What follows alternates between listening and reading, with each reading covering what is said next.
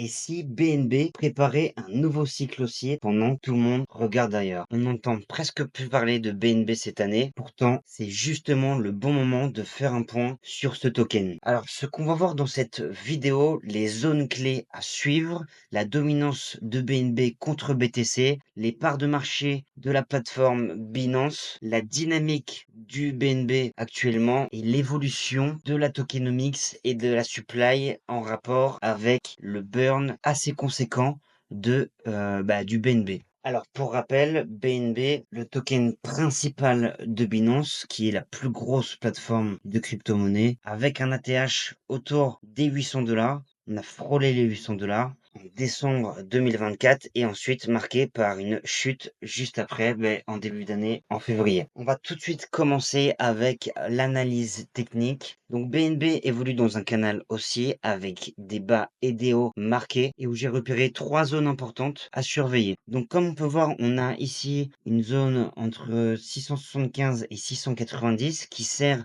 de résistance majeure et qui a aussi parfois par le passé, en fin d'année dernière et en début d'année, servi de support. Donc, quand on casse cette résistance, elle sert ensuite de support. Là, on a réintégré ce haut de canal avec les 622 au 635 qui sert de support intermédiaire assez solide. Pour le moment, on évolue encore entre les deux. Il y a des chances que sur le court terme, on aille retester cette zone. Donc, dans le scénario où on viendrait casser cette résistance, ce serait un signal fort d'une reprise haussière sur BNB. Et c'est assez probable parce que comme on peut voir, si on se met en monthly, on peut voir que on vient de casser la TH en fait qui était ici en place depuis 2021.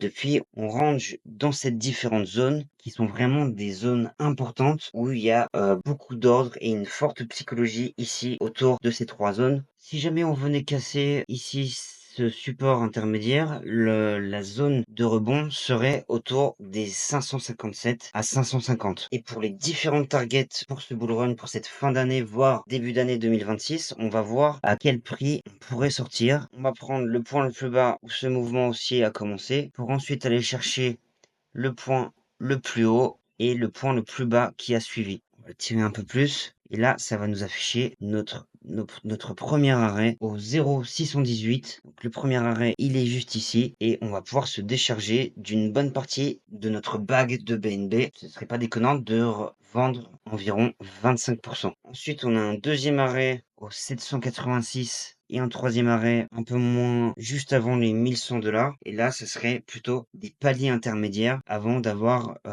selon moi, un premier gros palier final, c'est les 1,618 autour des 1500. Je pense que sur ce palier, il faut s'être déchargé d'une majorité de son bac de BNB parce que éventuellement, on pourrait aussi aller chercher les 2000 $ qui serait pour moi l'un des derniers paliers, mais ça reste qu'une éventualité et c'est assez théorique en réalité.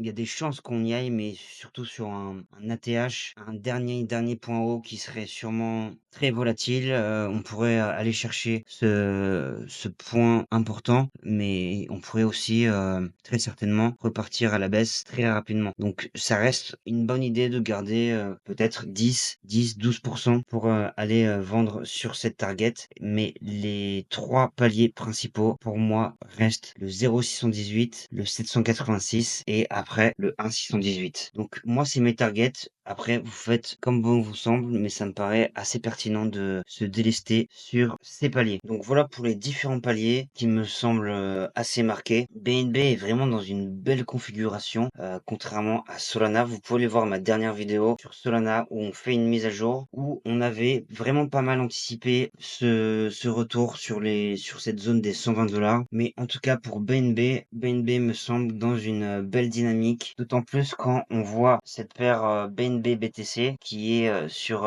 une zone de support assez importante. On peut la tracer rapidement. BNB qui a tout juste cassé son ATH il y a quelques mois, je vous rappelle. C'est assez flagrant quand on regarde cette paire, qu'on est sur le point d'avoir une explosion sur BNB. Ici, on a rebondi 3 fois depuis fin 2024. Ça me paraît assez évident que BNB pourrait surperformer BTC. On est sur cette grosse zone de support et tout indique que BNB BNB pourrait surperformer BTC sur cette dernière phase du bull run, sur cette fin d'année 2025. Également, on va s'appuyer sur des données fondamentales qui me paraissent aussi importantes, à commencer par la tokenomics déflationniste de BNB, où on peut voir qu'on burn environ 1 500 000 BNB. Et là, rapidement, contrairement à Solana qui est inflationniste, BNB, on peut le voir rapidement. Ici, le 10 novembre 21, on était à 105 milliards de market cap. Et le 4 décembre, on était presque pareil, autour des 105 milliards. Pour autant, le prix n'est pas du tout le même. Ici, on est à 635 $. Et ici, à 717 ans, on est au même stade au niveau de la market cap. Et ça, c'est dû à ce burn assez important du token. En fait, on burn chaque trimestre, on burn environ 1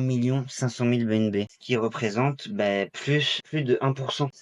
Ça représente plus de 1,5% même de la supply. Donc c'est énorme, c'est énorme. À chaque trimestre, vous voyez, on a ici tous les BNB qui ont été brûlés depuis la création de BNB, et ça représente 60 millions de BNB pour 140 millions encore en circulation. Donc le BNB se raréfie chaque jour, chaque jour, chaque jour, chaque jour. Il y a toujours moins de BNB. Tant le prix n'a pas encore explosé. Et vous allez voir, c'est aussi dû à cette part de marché qui a beaucoup, beaucoup baissé suite à CZ, le fondateur qui a plaidé coupable en 2023. Et on était sur un pic de plus de 62% de dominance. C'était juste énorme et c'était un peu trop dangereux, jugé un peu trop dangereux que Binance ait autant de dominance sur ce marché. Pour rappel, CZ avait pris 4 mois de prison et pas loin de 5 milliards d'amendes. Enfin, Binance a pris 5 milliards d'amendes et lui, à titre personnel, il avait pris 50 millions d'amendes. Et c'est vrai que bon, après, c'était pas très très clair, même si on l'adore, CZ. C'est vraiment une figure publique qui a fait avancer le monde de la crypto-monnaie comme personne. Mais c'était quand même pas très clair son histoire de blanchiment. Et on peut voir que Binance reprend un peu du poil de la bête parce qu'on était descendu autour des 35% de dominance et on est actuellement un peu plus des 40%. Également, autre chose que je voulais vous montrer, comme on peut voir rapidement ici, c'est sur CoinMarketCap avec une charte assez simple, assez simpliste. On peut voir que le token, il est assez stable en fait finalement, malgré les conflits, malgré beaucoup de problèmes qu'on a eu aussi cette année. Le BNB a été l'un des plus stables. Depuis sa montée, on n'a pas beaucoup explosé, mais on n'a pas beaucoup chuté non plus. Et ça, c'est dû à la quantité de BNB stacké sur la plateforme qui amène pas mal en fait d'avantages sur la plateforme, que ce soit les launchpads, les réductions de frais et puis tout simplement l'API qu'on gagne, donc les gains en BNB en stackant nos propres BNB. Eh bien, on en a 30 millions stackés en tout, ce qui est pas mal en soi. Ça fait autour de 20% de la supply qui est du coup stackée. C'est pour ça que ça